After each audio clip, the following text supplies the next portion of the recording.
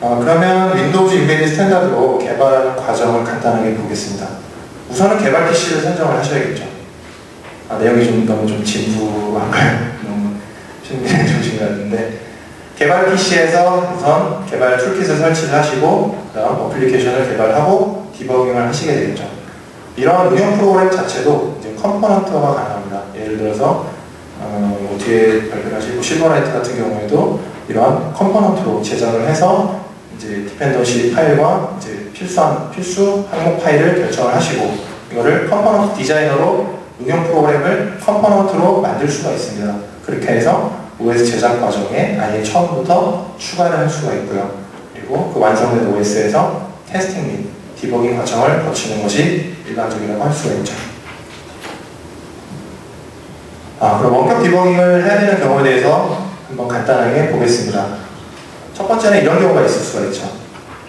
각기 다른 하드웨어를 구성을 한 경우입니다. 어디는 AT&T, 어디는 포스, 어디는 기타 장비들, 이런 경우가 있을 수가 있고, 그리고 이제 PC의 자원이 좀 제한된 경우, 아무래도 비주얼 스튜디오 자체를 사용을 하려면 아무래도 사양 자체가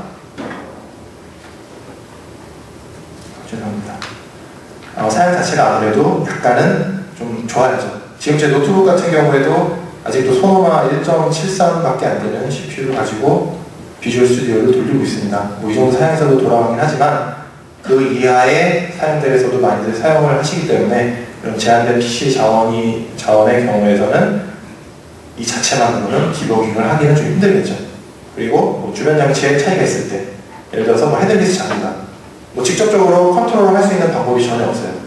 VGA 같은 경우 줄 수도 있고, 아니 키보드나 마우스를 제거를 해버린 상태에서는 직접 설치를 해서 할 수 있는 방법이 없죠. 그리고 툴을 설치하지 못할 때, 인베디드 스탠다드 같은 경우로 개발을 하는 경우는 개인 사용자가 원하는 컴포넌트들로만 구성이 되어 있기 때문에 처음부터 이런 비주얼 스튜디오를 설치하기 위한 환경을 구성을 하지 않은 경우에는, 만약에 별도로 비주얼 스튜디오를 설치를 한다 그래도 불가능한 경우가 많죠.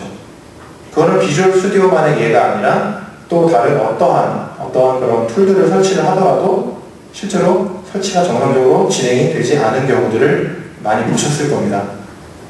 그런 경우에는 이제 별도로 DLL을 추가한다던가 아니면 새로 빌드를 한다던가 그런 여러 가지 방법을 쓸 수밖에 없죠.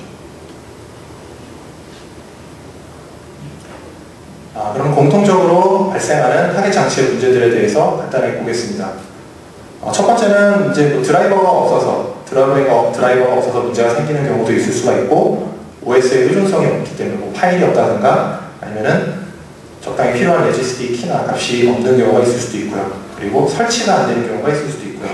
그리고 자원, 할당, 어플리케이션 문제가 있을 수도 있고, 로직 에러가 발생하는 경우도 있을 수가 있죠. 문제의 종류는 상당히 많습니다. 그럼 먼저 간단하게 디버깅 툴을 소개를 해드리도록 하겠습니다.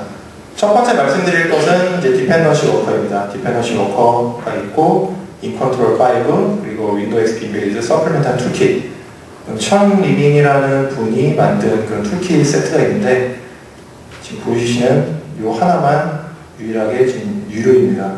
제 기억으로는 한 $200 정도 했던 것 같고, 이 내용에 대해서는 자세하게 설명을 드리지 않습니다. 그리고 활성 모니터 도구로는 이제 프로세스 모니터, 줄여서 프롭 모니터라고 하고요. 레지스트리 모니터, 그리고 파일 모니터, 그리고 프로세스, 여기 빠졌는데 프로세스 익스플로러라는 유틸도 있습니다.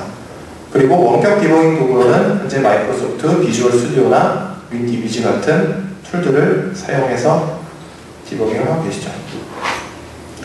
그럼 간단하게 디버깅 툴을 사용하는 예를 보여드리도록 하겠습니다. 아까 처음 말씀드렸던 게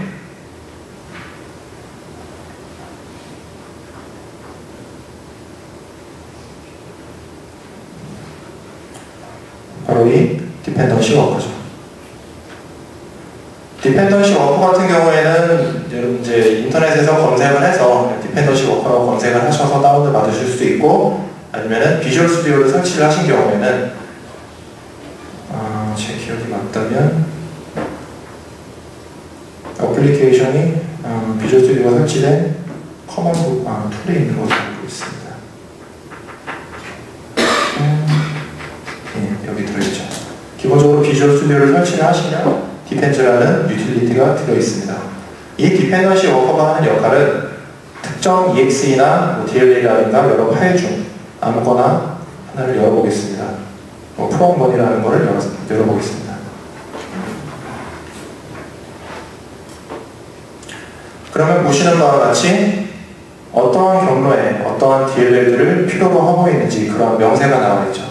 이런 디펜던시 워커의 역할은 이 어플리케이션이 동작을 하기 위한 DLL이라든가 드라이브라든가 각종 파일들을 찾아주는 유틸입니다. 그럼 이 디펜던시 워커를 통해서 어떠한 작업을 하시느냐, 특정 어플리케이션을 실행하기 위해서 처음부터 이러한 DLL들을 검색을 해서 OS에 추가가 되어 있다면 추후에 별도로 OS를 만들고 나서 파일을 카피하는 일을 줄일 수가 있죠. 이런 식으로 현재 보이시는 DLL들을 추가를 해주시면 됩니다. 트리 구조를 열어보시면 상당히 많은 파일들로 구성이 되어 있죠. 그러면은 이 많은 DLL 파일들을 다 추가를 해줘야 될까요? 그건 아닙니다. 그렇게 되면 개발 자체가 너무 힘들기 때문에 지금 보시면은 트리 구조의 가장 상위 버전에 있는 게 WS232DLL이나 기타 웰30이라든가 기타 DLL들이 구성이 되어 있죠. 가장 상위 버전에 있는 DLL을 추가를 해서 디펜던시 체크를 돌려주시면 이것과 연계된 하위 버전의 파일들은 자동으로 추가가 됩니다. 그런 아주 편리한 기능을 제공하는 게 이 디펜던시 워커고요. 그런 경우가 있을 수가 있습니다. EXE 파일을 실행을 했는데 만약에 이 실행 파일이 또 다른 실행 파일을 불러오고 또 다른 실행 파일을 불러온다. 그런 경우에는 각각의 EXE 파일에 대해서 이 디펜던시 워커를 실행을 해야 되는 경우도 있을 수가 있습니다. 디펜던시 워커는 이 정도로 말씀을 드리고요.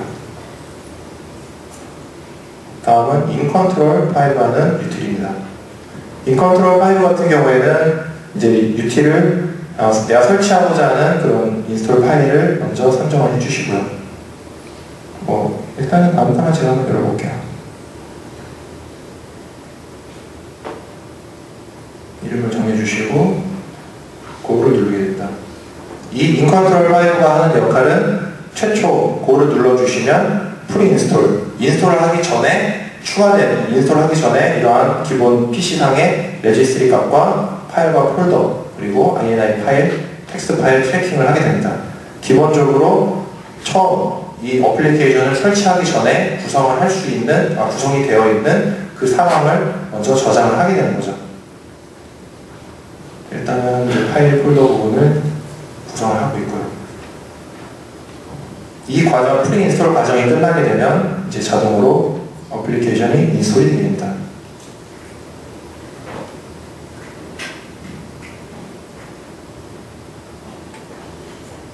물론 PC 사양이 더 좋으시다면 더 빠르게 결과를 볼 수가 있겠습니다.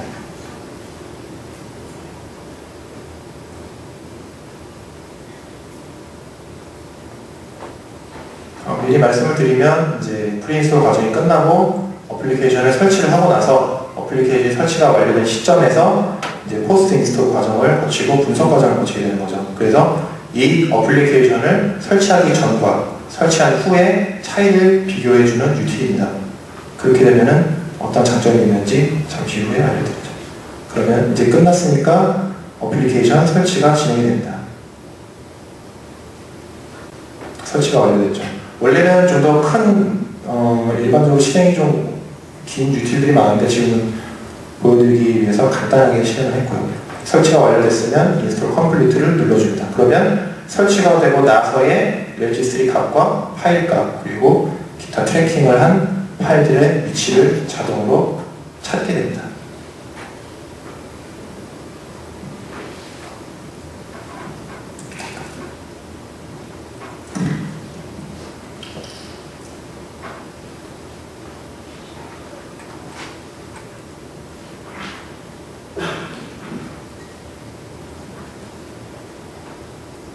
분석 과정으로 현재 넘어가 있는 상태고요.